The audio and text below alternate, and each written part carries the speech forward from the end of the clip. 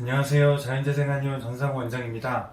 오늘은 깊은 상처 후에 생길 수 있는 여러 가지 후유증들이 어떤 게 있는지 설명해 드리고 저희 한의원에서는 어떻게 치료하고 있는지 사례를 통해서 소개해 드리도록 하겠습니다. 네, 먼저 이렇게 보시면 특히 화상에서 많이 생기는데요. 이렇게 깊은 상처 후에 나타날 수 있는 후유증은 크게 이렇게 세 가지로 분류할 수 있습니다. 그래서 먼저 아주 깊었던 상처 부위의 중심부에는 피부 색깔이 탈색돼서 좀 더 밝게 보이는 그런 형태의 흉터가 생길 수가 있고, 주변부에는 갈색으로 나타나는 이런 흉터가 생길 수 있습니다. 이런 흉터는 생기기도 하고 안 생기기도 합니다. 그리고 또 가장 큰 후유증이라고 할 수 있는 비후성 반응이 있겠고요. 또 비후성 반응이 관절 부위에서 심하게 되면 관절이 구부러져서 잘 펴지지 않는 관절 구축까지 생길 수가 있는데요. 오늘은 먼저 이렇게 피부가 탈색이 되고 과하게 색소가 침착이 되는 흉터가 어떻게 치료되는지 설명해드리고, 다음번에는 비후성 반응과 구축에 대해서 설명해드리도록 하겠습니다. 자, 먼저 이렇게 깊은 상처, 이 세 가지 모두 다 심재성 2도나 3도 화상에 해당되는 아주 깊은 상처인데요. 이런 깊은 상처는 회복되고 나도 완전 처음처럼 돌아갈 수는 없어요. 그래도 최대한 잘 낫는 경우는 이렇게 탈색된 형태로 남게 되고, 더 심하면 비후성 반응도 생기기도 합니다. 그래서 이 세 환자분들 모두 그래도 깨끗하게 잘 나았고, 모두 다 이식 수술이 필요하다고 했던 경우인데, 이식 수술을 했던 경우보다 훨씬 더 깨끗하게 잘 나았습니다. 그리고 시간이 오래 지나서 이렇게 창백해진 형태의 흉터가 남게 되었습니다.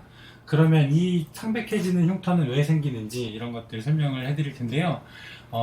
우리 인체 피부를 구성하는 요소 중에 멜라닌 세포라는 게 있고, 이 멜라닌 세포가 멜라닌이라는 색소를 합성하게 됩니다. 그래서 그 멜라닌 세포가 얼마만큼 많이 분포가 되어 있느냐에 따라서 피부색이 아주 검게 되는, 흑인같이 검게 되거나 아니면 멜라닌이 별로 없는 경우는 백인같이 아주 하얗게 되는 그런 기능을 하는 세포가 있는데요. 깊게 상처를 입으면 이 멜라닌 세포는 피부의 표피층 아래쪽, 표피와 진피의 경계면에 위치해 있는데요. 이 세포가 파괴가 되게 됩니다. 그래서 파괴가 되더라도 일부는 재생이 되게 되는데, 아주 깊게 손상이 돼서 전체적으로 다 손상이 되면 재생이 안 되는 경우도 많이 있습니다. 그래서 이 멜라닌 세포가 없기 때문에 멜라닌을 합성하지 못해서 피부색이 처음 상태보다 더 창백해지는 형태, 그렇게 될 수가 있게 되겠고요. 그리고 상처의 성숙기를 거치면서 멜라닌 세포가 어느 정도 복구는 돼서 초기보다는 조금 더 탈색된 게 정도가 덜해지긴 하지만 영구적으로 남는 경우도 많이 있습니다. 그러면 이렇게 탈색된 흉터를 어떻게 치료하는지 여러 가지 자료를 찾아봤는데요. 크게 이렇게 5가지 정도의 치료 방법이 있는 것 같습니다. 그래서 멜라닌 세포가 멜라닌을 많이 합성하지 못했기 때문에 그걸 자극하는 자외선을 쪼여서 합성을 유도하는 방식도 있게 되겠고요. 또 멜라닌 세포가 주변에서 이동할 수 있게 자극하는 약물요법 치료도 있고, 또 아니면 멜라닌 세포와 또 같이 합성에 작용하는 각질 세포를 아예 다른 부위에서 이식을 하는 그런 방식도 있습니다. 아니면 멜라닌 세포가 남아있는 그 피부를 떼어서 이식하는 이런 방식도 되게 되겠고요. 또 아니면 레이저로 마찬가지로 멜라닌 세포를 자극하는 그런 치료도 있습니다. 하지만 여러 가지 논문을 찾아봤는데 현재까지 어떤 방법이 좋다, 효과가 아주 뛰어나다, 이런 방법들은 아직 없고 여러 가지 방법들이 계속 시도되고 있는 그런 상태인 것 같습니다. 네, 그러면 다음으로는 피부 탈색과 동반되는 과하게 색소가 침착되는 과색소 침착에 대해서 설명을 해드리겠습니다. 이렇게 깊은 상처들이 마찬가지로 있었는데요. 중심부는 이렇게 탈색된 형태의 흉터가 남게 되고, 주로 주변부에 나타나게 되는데 갈색으로 이렇게 경계면에 흉터가 남는 경우들이 있습니다. 그래서 이런 경우들은 왜 생기는지, 안 생기는 경우도 많이 있는데 생기는 경우도 꽤 있습니다.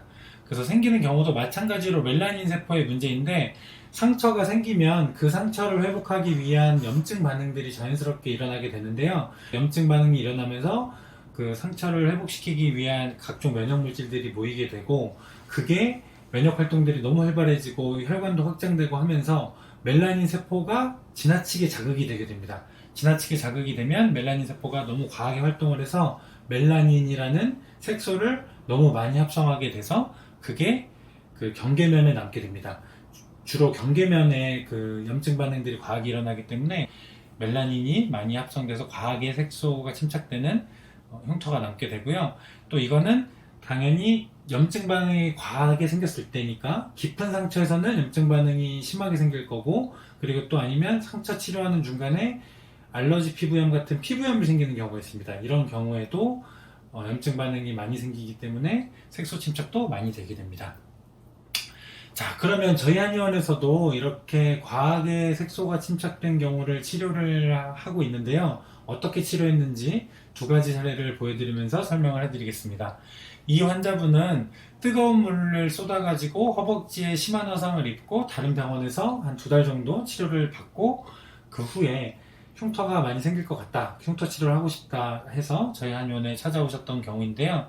그래서 상처는 모두 다 나은 상태로 오셨는데, 이렇게 색깔이 검붉은색으로 보이는 부분들은 비후성 반응이라고 해서 상처가 좀 딱딱해지고 튀어나오는 이런 흉터가 생기고 있는 상태였습니다. 그래서 이 비후성 반응을 치료하기 위해서 처음에 그 치료를 시작을 했었고, 그 후에는 주변에 있는 이 갈색 흉터를 치료하기 위해서 같이 치료를 병행을 했습니다.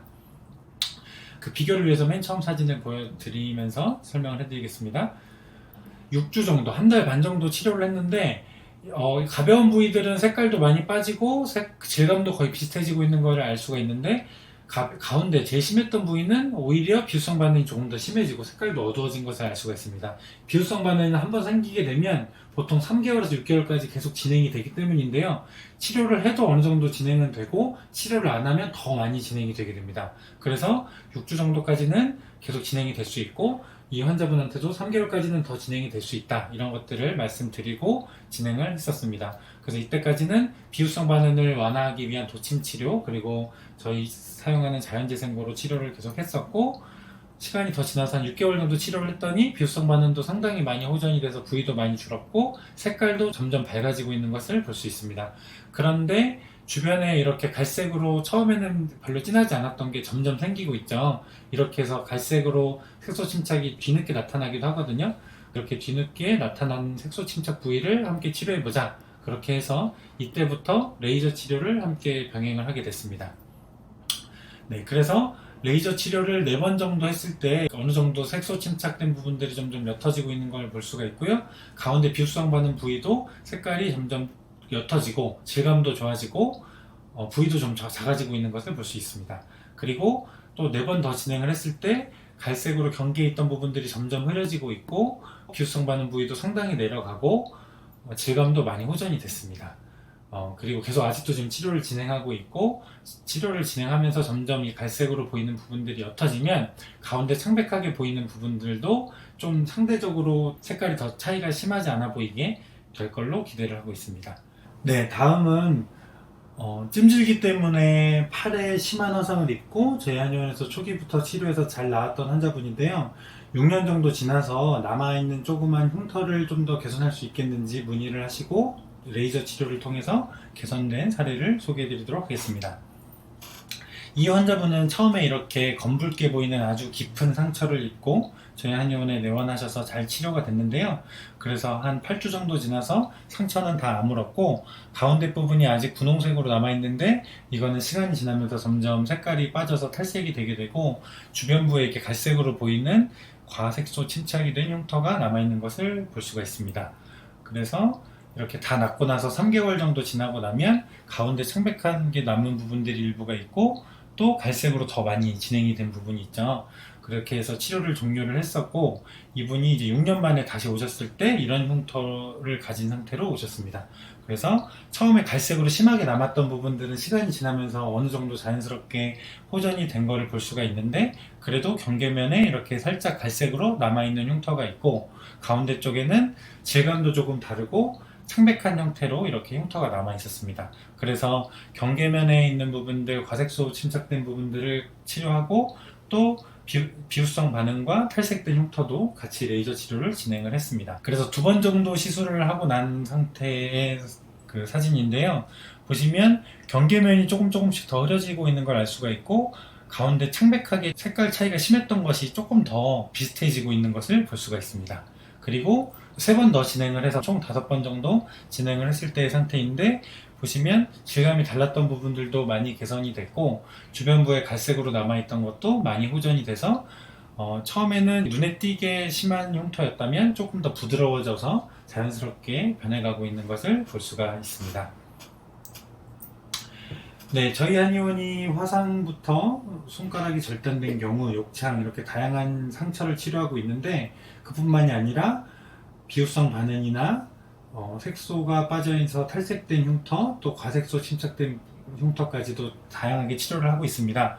그래서 이렇게 심했던 흉터가 자연스럽게 변할 수 있게 여러 가지 치료를 같이 진행을 하고 있으니까 상처가 생겨서 처음부터 어떻게 치료될지 고민하고 계시다면 처음부터 흉터 관리까지 다 저희 한의원에서 잘 치료할 수 있고요. 그리고 또 이미 다른 곳에서 치료했더라도 흉터가 남아있어서 걱정이 되시는 부분들이 있다면 저희 한의원에 문의 주시면 어떻게 치료될 수 있는지 잘 설명드리고 치료하도록 하겠습니다. 네, 감사합니다.